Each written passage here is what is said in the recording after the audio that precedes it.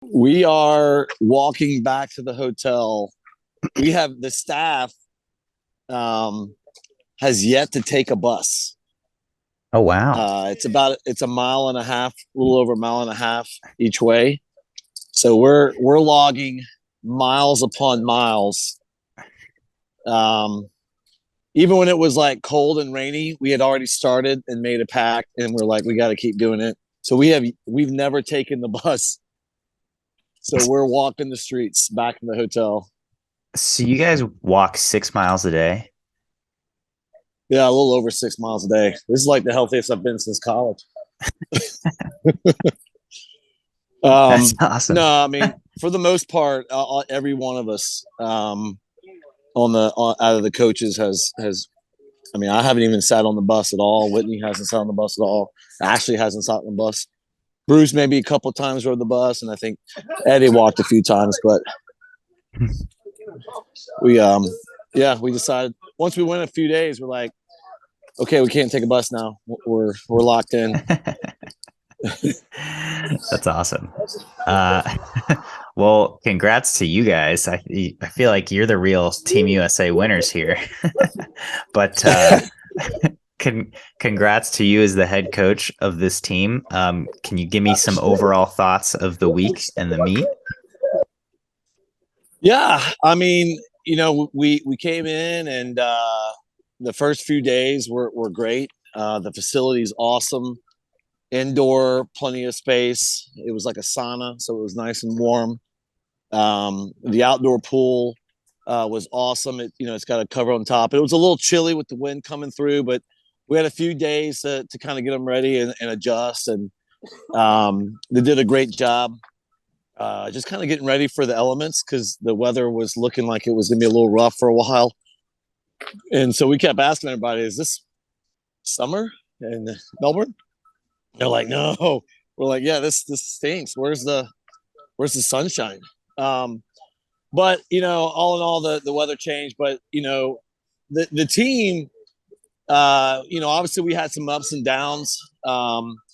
And not everything went perfect, but I think the one thing that I'll kind of classify with the team is uh, they just never stopped. They just kept coming and kept coming and kept coming. And, they knew it would be a faster world championships than last year, mainly because Australia was here. And, the COVID situation really wasn't going to be an issue, except there were a few issues with a couple people, obviously. But, um, they just, when something didn't go right, because obviously there was one time, I think yesterday or day before, we had a bunch of ninths in the semis, a bunch of fourths. But they just were resilient and kept coming. And, obviously it kind of built up to kind of a pretty big finish at the end, which was fun.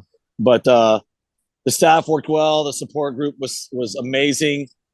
Probably the hardest thing was the hours.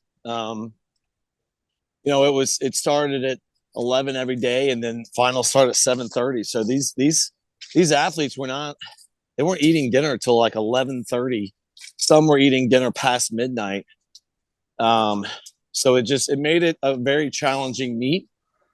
Um, Crunched all the events in the 6 days with all the relays. I mean, there was 96 relay opportunities. So a lot of the people, I mean, there are a few ladies that swam. They swim so much. So it's just a pretty tough team. That's what I'd say. Yeah, yeah. Um, let's let's talk about replays because that's always something that we're curious about as just kind of how you make some of these decisions, especially the mixed relays. You guys, the 4x50 mixed medley, you set the world record, but that was pretty early on in the meet. You went with the traditional male, male, female, or you went with a lineup that was male, male, female, female. Ultimately, what was the rationale behind that lineup decision? Well, right out of the gates, I think a lot of our mixed relays, we had a lot of ladies that had a lot of speed and a lot of events, a lot of strokes. So we knew we kind of had multiple options on the back end. I would say obviously this squad was not sprint heavy.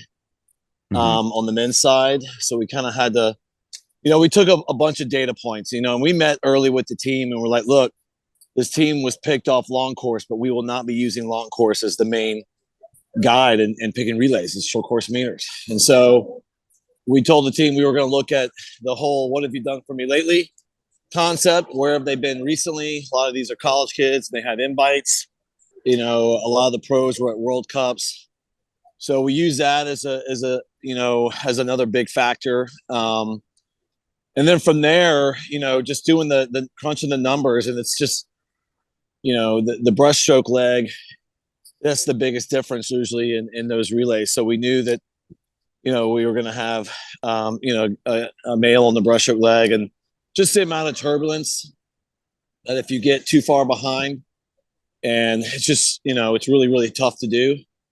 So it's always better to swim with that massive lead so you can kind of get away ahead of everything regarding all the waves, and just looking at the other countries and trying to match up what we felt like they were going to do. And I'll be honest, just looking at history, history kind of shows that those relays are the ones that win. I think maybe last year the Netherlands had a relay that started with a female on backstroke, and so we felt pretty confident that once we knew we had Murphy at night, so we knew we were going to have a pretty quick backstroke leg. So and our ladies are strong. The fly and free is probably the, if we're going to not use Lily on breaststroke, and we were going to use Nick, we had extreme speed at the back end, so it just made more sense. Mm-hmm. So yeah, and obviously that strategy worked. Again, you guys set a world record in that one. The other relay I do want to ask about is the men's 4x50, where you guys kept the same lineup, prelims to finals. You switched the order around, but same 4 guys, and notably opted not to put Michael Andrew on that relay. Can you take me through the rationale of that one? Well, I think Michael hadn't swam crazy fast yet. He was kind of a little bit up and down right out of the gates, and he hadn't done short course meters 53 in a while, and his best time was from 2018. And so I just, coming out of the gates, he was a little rocky with some of the events. He was, up and down, up and down. So I wasn't quite sure where he was at the time. Obviously he got hot, started swimming a lot quicker, and got better as the meet went on. So it was really just a decision based off, he had a quick turnaround. His turnaround from that relay, from the event before was pretty tight. I think it was like 24 minutes. So I wasn't sure of his recovery time and if that was something that he was going to be able to handle quite yet, because he had one before and with the breaststrokes going in the 100 breaststroke, and it didn't go all that well with the short turnaround. So we decided to go with the same 4, switch up a different order, see if we can get a little bit more closer at the front end. Obviously Michael started swimming faster after that, and started getting more consistent after that. And yeah, in hindsight, obviously, probably should have put him on the relay, but at the time, we needed some more, to see more from him. I think to know, okay, he's on this meet, and so that was the main reason, pretty much, behind all that kind of stuff. And I talked to him about it, and I was like, look, we got to figure out where you are, and it's a short turnaround. Right now, we're going to go with the same lineup, and we were saying, hey, I think we can give a go for a medal. I think going for I'd love to say hit the gold medal on that relay, but we're a couple of probably sprinters short a little bit. But that was kind of the rationale behind that. There's 96 relay opportunities, and the doubles and the triples for some of these kids and the amount of time between them was virtually going to make it to where, okay, how tired is this person going to be compared to someone who may be fresh? And it's, you put them on that relay and it works, or you put them on that relay and it doesn't work. So a lot of it was looking at the timetable at night and just looking at, Claire and Tori probably I mean, they had so many swims. That was one of the biggest things we kept looking at with them was when is a short amount of time too short? And I think with Michael, it was, I was looking at 23 minutes. It's like, that's pretty short. Um, and we just, that's why we did it. Yeah. And he kind of had this cool moment later where he got to anchor a USA relay for the first time in his career. He had a great split. You guys got silver in that 4x50 medley. But after that, he was like, I told Braden, I'm going to give you a 20.2. And he split 20.3 with like the worst relay takeover of all time. What can you give me your perspective on that interaction before the relay? Yeah, I mean, Michael was fantastic the entire week. I mean, when we talked about relays and we made decisions, whether he was on it or off it, he was a professional. I've never really interacted with him a whole lot. This was the most I've worked with him, and he was awesome to begin with. So even when I did not have him on that first relay, he was like, I understand your rationale. I mean, I wish I had a chance, but I understand. And he was great. And then I think it was, yeah, I want to prove you wrong. And it was awesome. Um, he came up to me. I think he actually said, I'm going under 20.4. So I think he definitely called it. Then he came up, he was like, yeah, I told you. I was like, after he did the flat start, I was like, okay, this is your freestyle's clicking. It looks, we're looking good. He felt good about it. He felt good and warm up about it. And I was like, okay, you're anchoring that thing because that's obviously now the obvious thing that we're doing. It was just cool seeing how much fun he had. And I think it really helped that he knew Chalmers would be right next to him and that he would be coming. So I think it motivated him even more to race, race the best while he's there. So yeah, it was pretty cool, pretty fun interaction. Um, and then as far as just kind of the team chemistry, you had four veteran captains. Can you talk a little bit about how kind of they set the tone and led the team? Yeah, I asked the staff too. Like I know, and I've been on a few trips before, but this was my first world's trip, so I wanted to kind of make sure that hey, if we're having some ideas on how to pick captains, we're not doing anything crazy, or sound stupid or whatever. But we talked with the team, and it was pretty evident who they wanted to be the leaders, and I think the big thing that the captains bring to the table is one is they were consistently ready to perform no matter what. And I mean, when we made the decision with Nick Fink to kind of keep going back to breaststroke to ensure that we were going to have a spot because obviously the relays were fast this meet. And I was like, okay, we are definitely not going to be a ninth. And he was like, you tell me what I need to do, coach, and I'll do it, and Ryan would a lot of times give messages to the men throughout. The ladies, Natalie and Leah, would have a few meetings with the ladies throughout the week, especially right out of the gates, and just their passion for USA. I mean, they've all been doing this for a while, and they've all been on teams. And for some of the newcomers or some of the ones I've been on, maybe one or two teams, I think just understanding the importance of what it means to put on the red, white, and blue, it's more important than you're not putting on a cap with your name on it. Yeah, it has our name on it, but the big thing is the flag. And I think just watching their body of work throughout the week and leading up to it is the leadership that the group was looking for, and they definitely got it. Those captains were fantastic. I think this is your first World Championships. Obviously, first time as a head coach at a World Championships. What surprised you about that role and that experience? Well, I think the times when I've done this before, it was the competition was different because it was World University Games, and I did two of those. And when I was the head coach in Italy, we're rolling in with really fast kids, right? And I think the emotions is easier to handle because they're winning, they're in finals, they're having a chance to get medals. Here, obviously, we're going against the world, and now Australia's here, and it's on their home turf, and the crowd was fantastic.